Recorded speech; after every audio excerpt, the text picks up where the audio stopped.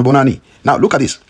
You know, I've received so many feedbacks from the video I did before earlier about the crimes of the foreign nationals in southern nation of Africa, South Africa.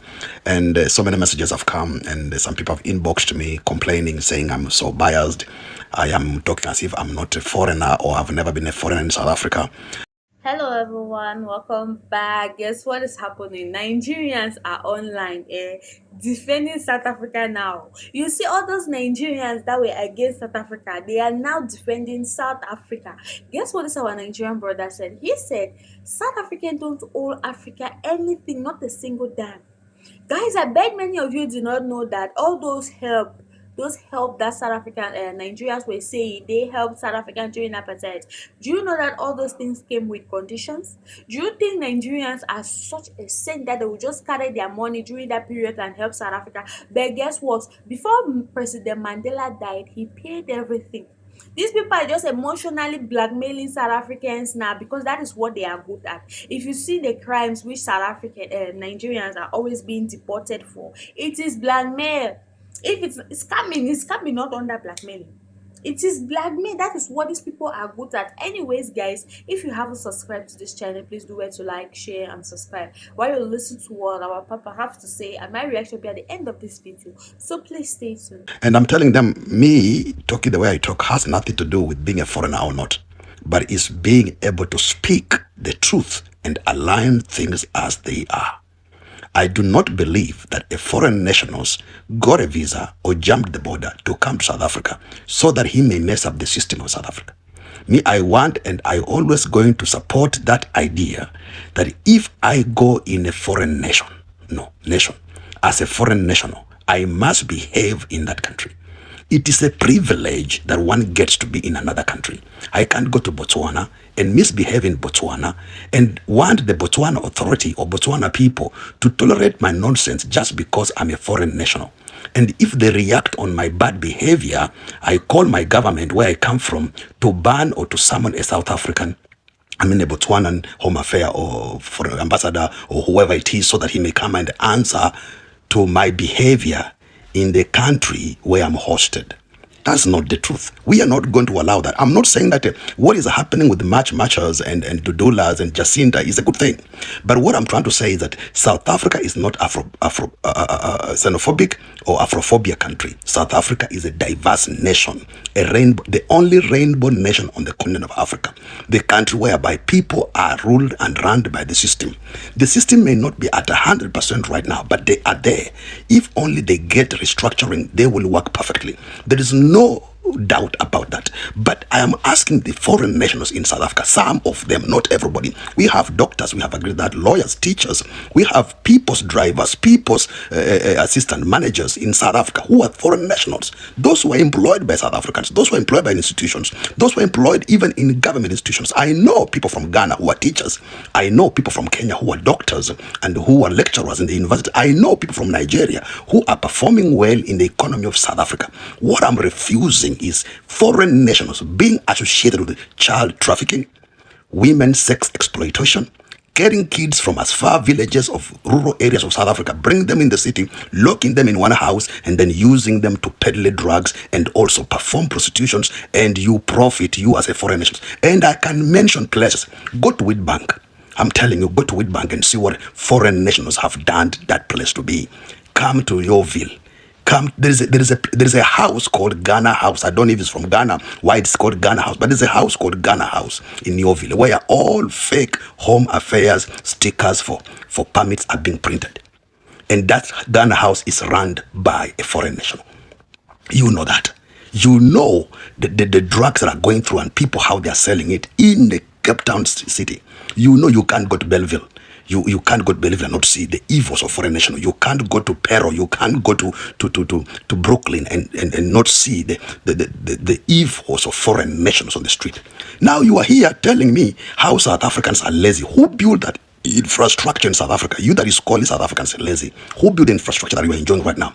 Some of you, your countries have been liberated 60 years ago, but the only tarmac road in that country where you come from was built by a colonizer, either a British or a French. I'm telling you, that's the only thing. You have 60 years of independence, and yet you have oil, yet you have gold, yet you have silver, yet you have all manner of minerals. But you have never added a kilometer of a road on what the colonizers left in your country. But now you are here trying to say we shouldn't touch you when you do not sense.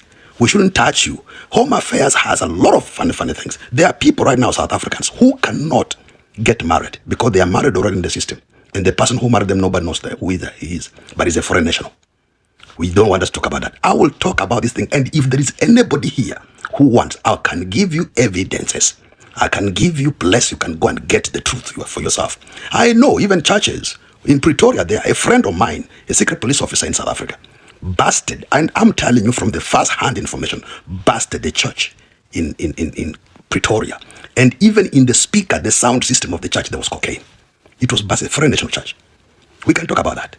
So you can't tell me you left your country wherever you are, whether you were Kenyan, you were Ugandan, you were Tanzanian, you were Nigerian, you were Ghanaian, I will talk to you. If you don't like, don't be on my channel. Look for somebody else who will nurse your ego and stupidity. But for me, you can't sell fear to me. I do not buy fear. I don't buy fear. I do not buy fear. You can't sell it to me. That is a commodity that I will never buy. To come and tell me how I'm bad, I'm not supporting you. How can I support you in your evil, in your destruction, planting and destroying South African destinies? South African futures, because the child you put on prostitution, you have just destroyed somebody's wife. You have just destroyed somebody's manager, a nurse, a doctor, a lawyer has been destroyed, and you put them that on drugs. And you are saying it's business. Imagine somebody selling drugs and he's saying he's selling legal substances in South Africa and he says business. Why didn't you do that business in Ikeja there? Why didn't you do that business in Lagos? Why didn't you do that business in Nairobi? If that is a business selling drugs, why didn't you do it? Because it is making money. Why didn't you do it from where you come from? You come to another country, you do illegal business. I'm not talking about a spaza shop where somebody's selling food and buying food like the Somalis, like the Ethiopians and the Bangladesh they do. I'm talking about you guys from Africa. That's what I'm talking about. And then you say it's business. Then when we ask you and you say you become proud and say South Africans are lazy. Lazy from where? Who built their country? Did the white people pour mortar and lay bricks to what you see in South Africa? It was built by South Africans. Before you came, South Africa was there. So let us say the truth. And then when they ask you, can you say, no, South African women, they love foreign nationals men. So you came to South Africa to offer sex. That's being stupid. That's what you can tell us on media, that you came in South Africa to offer sex because you have a big odogo. That is being stupid. You just came to offer a big odogo. You just came to South Africa to do prostitution. You just came to South Africa to become a gigolo. Can you imagine?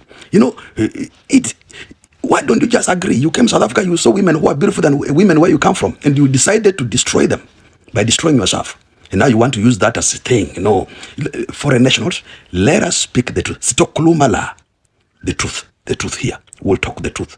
See, we are not going to lie here. And I'm not going to nurse you. You can't come and threaten around and say that. And if you're willing, I can tell you that you guys, foreign nationals, not all of them, foreign nationals, you have misbehaved in South Africa. That is also a bad thing. I don't have a problem people saying you can't close the borders. It's true, you can't close the borders, but borders are open in order. How comes the European borders are open? People who come in Europe countries, they behave. Even you yourself, if you go to Malaysia, you are afraid you cannot sell those drugs because you'll be hanged. If you go to Indonesia, you'll be hanged. Now you're doing it here. If you go to China, you'll be hanged, but you're doing it in South Africa. We should let you do that nonsense. Sir, behave. South Africa is not xenophobic. It's not Afrophobic. South Africa is a diverse nation. It welcomed you. It gave you a chance. Stop abusing the country. Love that country if you want to stay there. If you don't want to stay there, leave and go back where you came from. That's it. So, guys, what do you all think about what he said?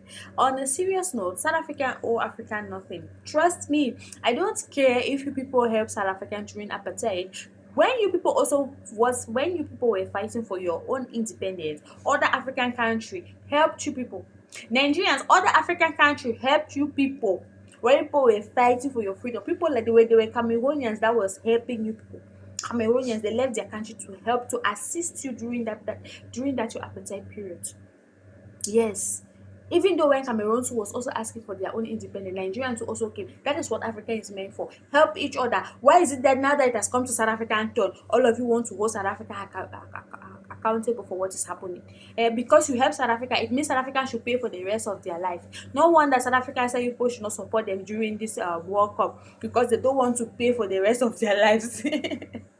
And guess what, your support does not even mean anything to them. Whether you support them or not, at least they were qualified to enter the World Cup and you people were not even qualified. So what makes you people think your opinion counts or your support will even count? It will not change anything, most especially when people were praying that they will win South Africa, but they came out in flying colors. Oh my god, I just like it there. When people are praying for the downfall of South Africa and South Africa just come doing like this, fa fa fa fa fa fa. Anyways, guys, I really don't have much to say about this video. If you haven't subscribed, please do it to like, share, and subscribe.